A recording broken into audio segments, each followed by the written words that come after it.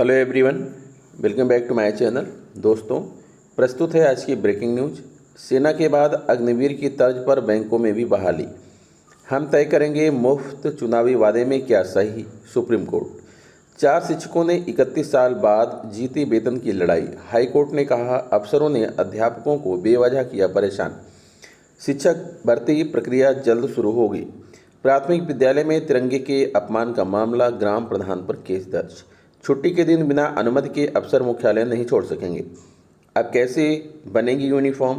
बैंकों ने बच्चों से वसूला माँ बाप का कर्ज।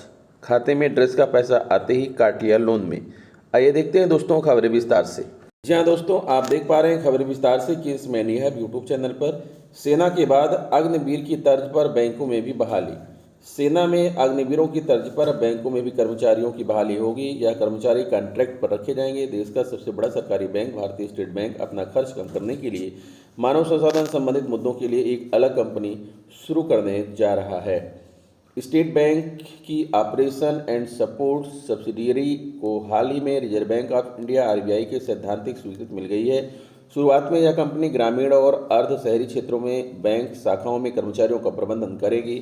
बैंकिंग क्षेत्र के जानकारों की माने तो यह कदम बैंक अपना cost to cost income ratio कम करना चाहता है, जो अभी इंडस्ट्री स्टैंडर्ड के हिसाब से बहुत ऊंचा है। ऐसा इसलिए है क्योंकि पूरे देश में एसबीआई ने बैंक शाखाओं का एक बहुत बड़ा नेटवर्क स्थापित कर रखा है।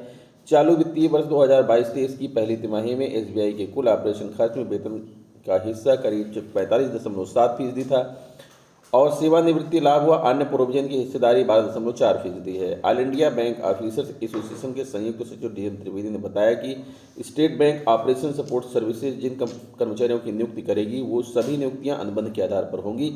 अनुबंध के आधार पर नियुक्त होने वाले कर्मचारियों को एसबीआई के स्थायी कर्मियों को मिलने वाले सभी लाभ नहीं मिल सकेंगे। सुप्रीम कोर्ट ने बुधवार को कहा कि मुफ्त सौगात की परिभाषा क्या है, यह फैसला सर्वोच्च अदालत करेगी। मुख्य न्यायाधीश जस्टिस एनवी रमन्ना ने सभी पक्षों से कहा कि वे शनिवार तक अपने सुझाव कोर्ट को दे दें। मामले की सुनवाई सोमवार को होगी। राजनीतिक दलों को मुफ्त सौगात के वादों की अनुमति नहीं देने की मांग वाली याचिका पर विचार करते हुए उच्चतम न्यायालय ने कहा कि इस मामले में उठाए गए मुद्दे तेजी से जटिल होते जा रहे हैं। कोर्ट ने कहा, हम फैसला करेंगे कि मुफ्त की सौगात क्या है। सुनवाई के दौरान कोर्ट ने कहा कि क्या सार्वभौमिक स्वास्थ्य देखभाल, पीने के पानी और शिक्षा तक पहुंच को मुफ्त सौगात माना जा सकता है। हमें यह परिभाषित करने की आवश्यकता है कि एक मुफ्त सौगात फ्री बीज क्या है। क्या हम किसानों को मुफ्त में खाद, बच्चों को मुफ्त शिक्षा के वादे को मुफ्त सौगात कह सकते हैं।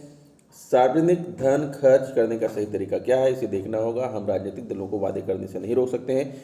सवाल यह है कि सही वादे क्या होते हैं। क्या हम मुफ्त शिक्षा के वादे को एक मुफ्त सौगात के रूप में वर्णित कर सकते हैं। क्या मुफ्त पेयजल, शक्तियों की न्यूनतम आवश्यक इकाइयों आदि को फ्रीबीज के रूप में वर्णित किया जा सकता है। क्या उपभोक्ता उत्पाद और मुफ्त इलेक्ट्रॉनिक्स को कल्याण के रूप में वर्णित कर सकते हैं। कई राजनीतिक दलों ने की है दखल की मांग। कोर्ट ने कहा कि आज चिंता यह है कि जनता के पैसे खर्च करने का सही तरीका क्या है। कुछ लोग कहते हैं पैसा बर्बाद हो गया है, कुछ लोग कहते हैं कि यह कल्याण कार्य है। मुद्दे तेजी से जटिल हो रहे हैं। उच्चतम न्यायालय भाजपा नेता अश्विनी उपाध्याय की याचिका दायर कर विचार कर रही हैं। आप मध्य प्रदेश कांग्रेस और द्रमुक जैसे राजनीतिक दलों ने मामले में हस्तक्षेप करने की मांग जताई है। केंद्र ने जताई चिंता। केंद्र ने कहा मुफ्त देने की एक सीमा होनी चाहिए, नहीं तो ऐसे फैसले आर्थिक आपदा का कारण हो सकते हैं। नई दिल्ली विशेष संवाददाता। सुप्रीम कोर्ट ने बुधवार को कहा कि मुफ्त सौगात की परिभाषा क्या है, यह फैसला सर्वोच्च अदालत करेगी। मुख्य न्यायाधीश जस्टिस एनवी रमन्ना ने सभी पक्षों से कहा कि वे शनिवार तक अपने सुझाव कोर्ट को दें। मामले की सुनवाई सोमवार को होगी। राजनीतिक दलों को मुफ्त सौगात के वादों की अनुमति नहीं देने की मांग वाली याचिका पर विचार करते हुए उच्चतम न्यायालय ने कहा कि इस फैसले में उठाए गए मुद्दे तेजी से जटिल होते जा रहे हैं। कोर्ट ने कहा कि हम फैसला करेंगे कि मुफ्त की सौगात क्या है। सुनवाई के दौरान कोर्ट ने कहा कि क्या सार्वभौमिक स्वास्थ्य देखभाल, पीने के पानी और शिक्षा तक पहुंच को मुफ्त सौगात माना जा सकता है। 4 शिक्षकों ने 31 साल बाद जीती वेतन की लड़ाई। हाईकोर्ट ने कहा अफसरों ने अध्यापकों को बेवजह किया परेशान। प्रयागराज मैनपुरी के सहायता प्राप्त माध्यमिक स्कूल के 4 शिक्षकों ने 31 साल बाद वेतन की लड़ाई जीत ली। हालांकि 3 दशक से अधिक समय तक चली लड़ाई के दौरान चारों शिक्षक सेवानिवृत्त हो गए। इस मामले में हाईकोर्ट ने माध्यमिक शिक्षा विभाग के अधिकारियों पर 5 लाख रुपए का हर्जाना लगाते हुए उक्त राशि पीड़ित चारों शिक्षकों में बांटने के आदेश दिए हैं। DAV inter college Aryapur Kheda Mainpuri में उमाशंकर मिश्र, वेद प्रकाश, मुन्ना लाल तिवारी और सुरकांत मिश्र की नियुक्ति सहायक अध्यापक पद पर 20 अक्टूबर 1991 को हुई थी। चारों शिक्षकों ने 1 नवंबर 1991 को कार्यभार ग्रहण किया और उनके वेतन के लिए पत्रावली जिला विद्यालय निरीक्षक को भेजी गई। DIOS ने 13 अप्रैल 1992 को यह कहते हुए वित्तीय अनुमति देने से इनकार कर दिया कि शासन ने नियुक्ति पर रोक लगा रखी है। इसके बाद कानूनी लड़ाई शुरू हुई। पीड़ित शिक्षकों ने नियमितीकरण और वेतन भुगतान के लिए 1992 से लेकर 2015 तक 5 बार हाईकोर्ट में याचिकाएं की और आखिरकार मंडलीय समिति ने 3 दिसंबर 2015 को चारों शिक्षकों की सेवाएं नियमित मान ली, लेकिन अफसरों ने 23 अगस्त 2018 के बाद से बकाया भुगतान करने से इनकार कर दिया, जिसके बाद पीड़ित शिक्षक फिर कोर्ट की शरण में पहुंच गए। कोर्ट के आदेश के बावजूद अफसरों ने 28 अक्टूबर 2021 को फिर से बकाया भुगतान से इनकार कर दिया। इस मामले में सुनवाई करते हुए हाईकोर्ट ने 1 अगस्त 2022 को चारों शिक्षकों का वेतन और भुगतान का आदेश दिया। यही नहीं, कोर्ट को गुमराह करने के लिए माध्यमिक शिक्षा विभाग के अफसरों पर 5 लाख रुपए हर्जाना लगाया है। शिक्षकों को 35 से 50 लाख तक मिलेगा। कोर्ट के आदेश के बाद पीड़ित शिक्षकों को 35 से 50 लाख रुपए तक का भुगतान होगा। उमाशंकर मिश्र, वेद प्रकाश, मदनलाल तिवारी और सूर्यकांत मिश्र का विभाग पर क्रमशः 35.78 लाख, 50.58 लाख, 44.22 लाख रुपए का बकाया है। चारों शिक्षक 2013 से 2016 के बीच सेवानिवृत्त हो चुके हैं।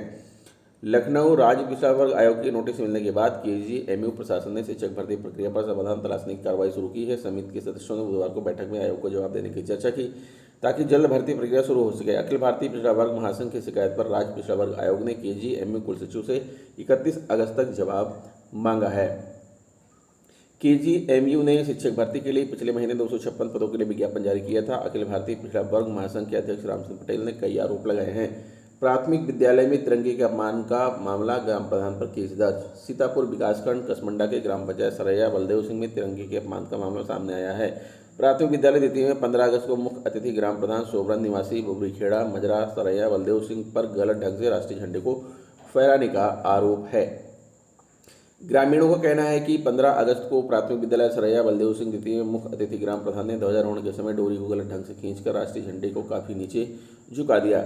छुट्टी के दिन बिना जानकारी दिए दूसरे जिले या राज्य निकल जाने वाले अफसर डीएम के रडार पर हैं। डीएम ने निर्देश जारी किए हैं, कोई भी जिला स्तरीय अधिकारी बिना मंजूरी के मुख्यालय के बाहर नहीं जाएगा।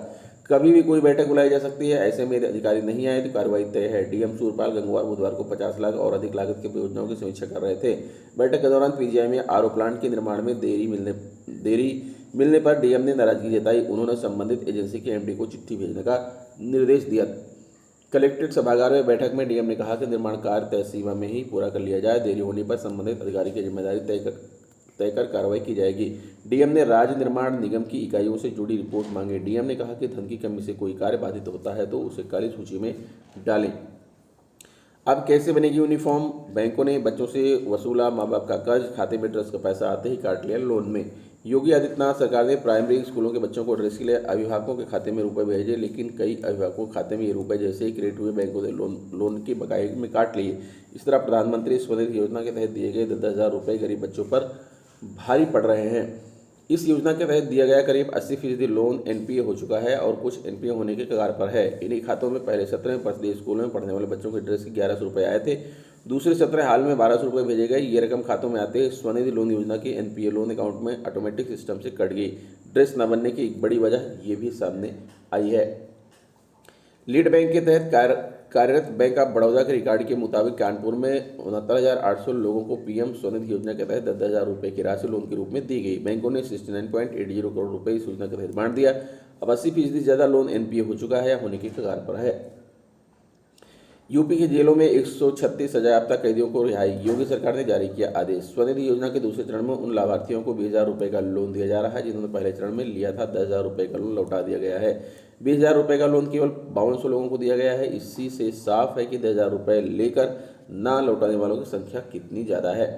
योजना से जुड़े एक बैंक अधिकारी के मुताबिक 55,000 से ज़्यादा लोन डिफॉल्ट है, इसीलिए 20,000 रुपये लेने वालों की संख्या बेहद कम है। उन्होंने बताया कि करीब 54 करोड़ रुपए की एनपीए रकम की वसूली तो बैंक करेंगे ही, ड्रेस का पैसा आते ही बकाया लोन में कट रहा।